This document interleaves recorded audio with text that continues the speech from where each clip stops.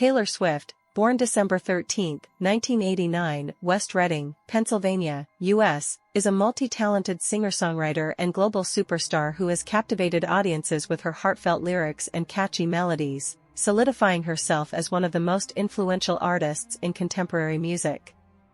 In 2024 she made history when she won the Grammy Award for Album of the Year for Midnight's 2022, becoming the first artist to win in that category 4 times. Swift showed an interest in music at an early age, and she progressed quickly from roles in children's theater to her first appearance before a crowd of thousands. She was age 11 when she sang "The Star-Spangled Banner" before a Philadelphia 76ers basketball game, and the following year she picked up the guitar and began to write songs. Taking her inspiration from country music artists such as Shania Twain and the Dixie Chicks, now the Chicks, Swift crafted original material that reflected her experiences of tween alienation. When she was 13, Swift's parents sold their farm in Pennsylvania to move to Hendersonville, Tennessee, so she could devote more of her time to courting country labels in nearby Nashville. A development deal with RCA Records allowed Swift to make the acquaintance of recording industry veterans, and in 2004, at age 14, she signed with Sony/ATV as a songwriter. At venues in the Nashville area, she performed many of the songs she had written, and it was at one such performance that she was noticed by record executive Scott Borchetta. Borchetta signed Swift to his fledgling Big Machine label, and her first single, Tim McGraw, inspired by and prominently referencing a song by Swift's favorite country artist, was released in the summer of 2006. The song was an immediate success, spending 8 months on the Billboard Country Singles chart.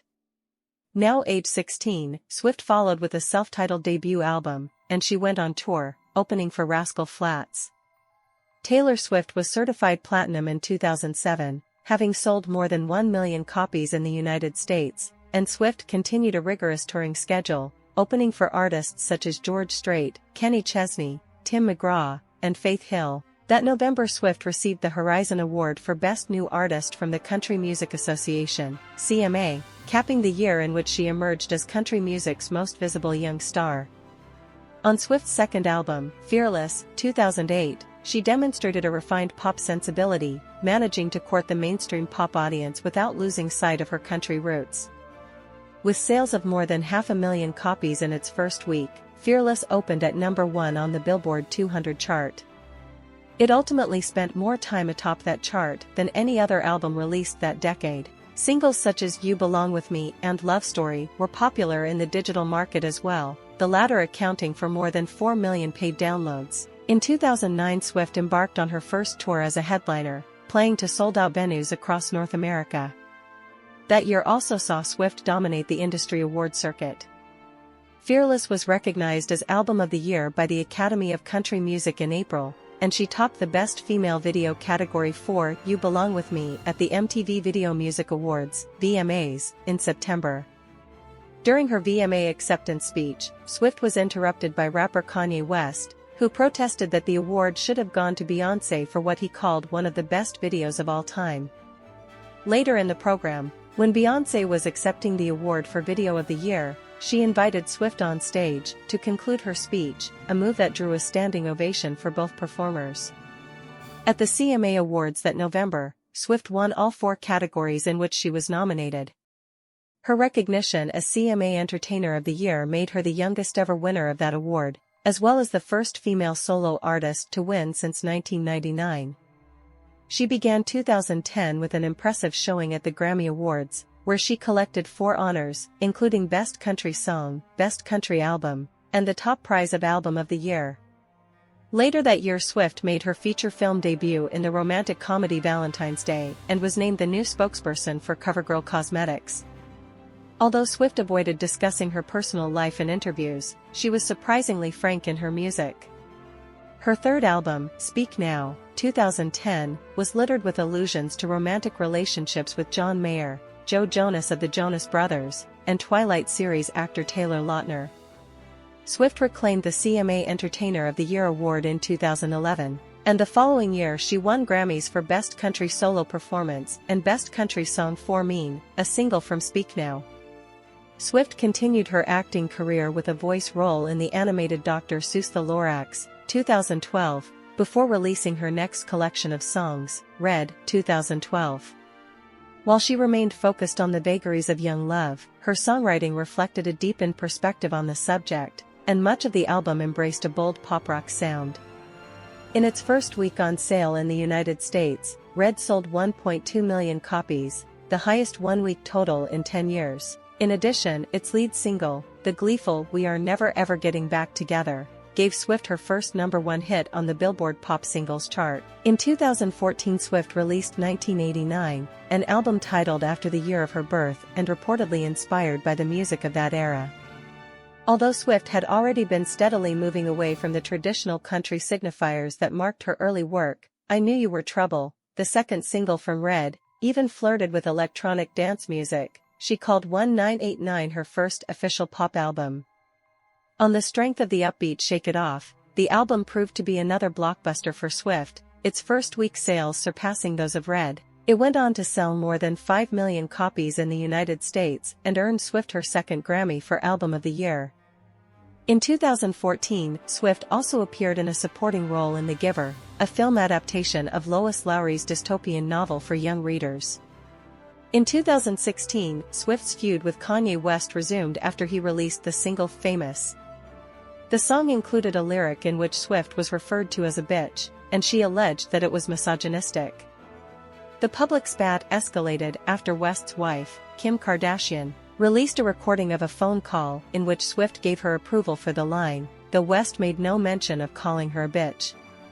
Swift's controversies continued as she took part in a widely publicized civil trial in August 2017, after former radio host David Mueller sued the singer, her mother, and a promoter, claiming that Swift had falsely accused him of sexually groping her in 2013 during the taking of a photograph and thus destroyed his career.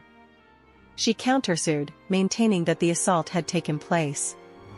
At the trial, Swift was removed from Mueller's suit and the other two defendants were found not liable as the jury found in favor of Swift's countersuit. Shortly thereafter, Swift released the hit song Look What You Made Me Do, and her album Reputation became the top-selling American LP of 2017. In 2018, Swift left Big Machine and signed with Republic Records and Universal Music Group. The following year, her former label, which owned the master recordings of her 6 albums, was sold to Scooter Braun, a talent manager whose clients had included Kanye West. Swift publicly spoke out against the deal, claiming that Borchetta had rejected her attempts to acquire the master tapes and that Braun had bullied her over the years. She subsequently tried to negotiate a deal with Braun, but he sold her back catalog to a private investment firm in 2020. Against this backdrop, Swift began re-recording her early material in an effort to gain control of it, the hope being that her remade songs and not the originals would be sought out for licensing deals, and in 2021 Fearless, Taylor's Version, and Red, Taylor's Version, appeared. They were remakes of earlier albums with several previously unreleased tracks. In July 2023, Swift released Speak Now, Taylor's Version, followed by 1989, Taylor's Version, in October that same year. In 2019, Swift released her 7th album, Lover, which she described as a love letter to love itself. That year she also appeared in the musical Cats, a film adaptation of Andrew Lloyd Webber's hugely successful stage production.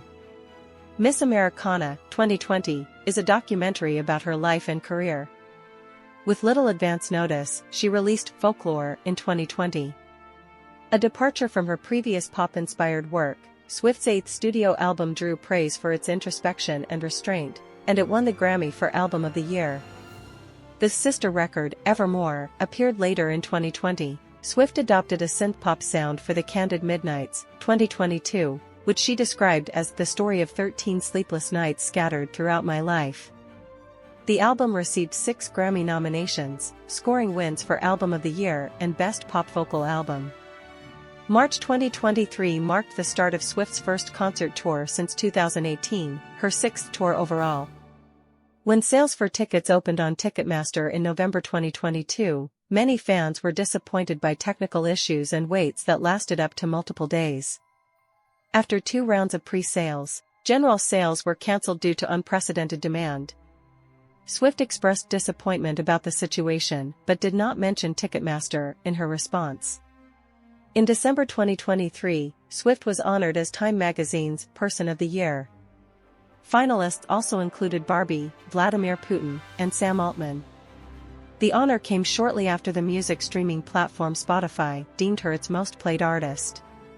According to a Bloomberg analysis, Swift is now a billionaire, with a net worth of around $1.1 billion. On a Forbes list of the most powerful women of 2023, Swift placed fifth. She has been dating American football player Travis Kelce since October 2023. In February 2024, while accepting one of her awards during the Grammy Awards telecast, Swift announced that she would be releasing her next studio album, The Tortured Poets Department, in April.